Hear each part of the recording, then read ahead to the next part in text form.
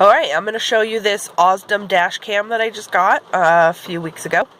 I like it so far. There's a couple things I really don't like about it. I do like that it's super small. It's pretty thin, easy to use. It's got these nice HDMI port right here, as well as the plug. Here's where you plug it in with your USB into your car. And then it does not come with a micro SD, but you need one, so you must buy one of those. I think it goes up to 64 gig. I think I got a 32. And then it has the power button right here. And there's the camera right there. And it has a little LCD screen. One of the things I don't like about it is that the LCD screen, it doesn't have very good picture and it's rather small, so I don't really like that. But when you do plug it into your computer or your TV with HDMI or whatever, it does have 1080p and the picture does look a lot better. So I'm going to turn it on here for a second just so you can see. The instructions are very confusing. I read the instructions and read the instructions.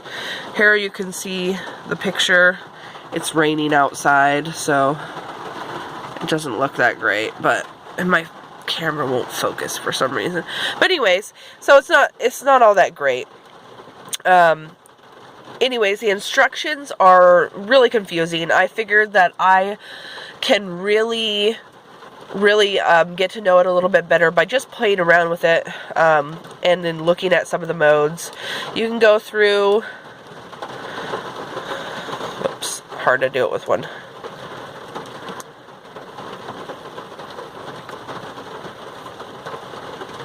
Well, anyways, there's a bunch of different modes. Here we go. And there you go. You got your modes. Video resolution, recycle, record, G sensor setting, stamp setting, mic setup, image quality, etc., etc. So you can play around with those, see what you like, what works best for you.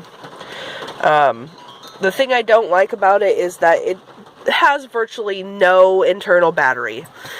So when you have it, if your stuff is not connected to something that's powered, like, you know, your car battery, then it will only power for about a minute and then goes out. So don't expect, if you get into a big accident and you want to keep recording everything, for it to be recording if your car is off. However, you know, when your car is running or, you know, whatever, it works great. Okay, so I'm going to show you the mount. Here's the mount. It's easily got this little suction cup right here that gets pulled off with this little pull tab, and you just stick it up there wherever you want to go. It says to stick it in your rearview mirror, like right in the front, so that's where I have it. And then you just turn this little tab to suction it down. And then it comes with a cord. Here's the cord, and I have it running up all the way around and down. Oops. Gonna tuck it back up there a little bit. And down, all the way down here, around here, underneath there, and finally down to my plug. So it can be plugged in at all times. So the phone has this little tiny piece right here. I mean the camera, not the phone. That is how you connect it. It's pretty easy. You just... It has a motion detector, so you just slide it on there and it's good to go. So there it is. And then you need to have it plugged in at all times, otherwise it will not work. So there we go. Plugged in and ready to go. And it has already started recording. So yeah, that's pretty cool.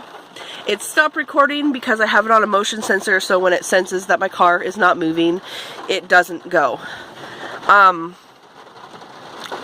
That's kind of cool, and I like the fact that when you turn your car on, it automatically starts up and keeps recording. It does have a screen saver that will turn the screen black after like 4 or 5 minutes or something, I don't remember. But it does keep recording, and I like the loop that it has. So what happens is it records and records and records until you get to the end of your SD card, and then if you haven't taken anything off or nothing like that, it has no more space, right? So what it does is it starts deleting from the beginning. So you have a continuous loop, and if you need to get anything off of there, it will be there unless you record over it, which I'm sure you would get it off before then. So I recommend getting a big SD card so that you can get a lot of video and have it for a while before you need to take anything off. But anyways, that's it. That is the Ausdom Dashcam. Okay.